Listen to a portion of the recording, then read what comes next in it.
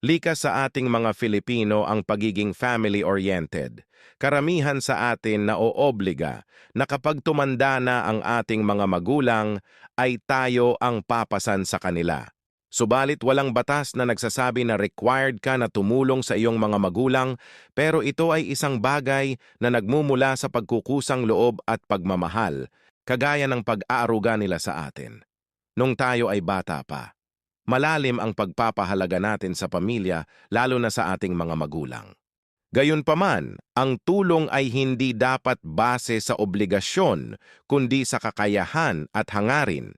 Kung ang tulong ay nagpapabigat sa iyo o nagiging sanhi ng pagkabawas sa iyong sariling kaligayahan o kapakanan, mahalagang balansehin ang sarili mong pangangailangan.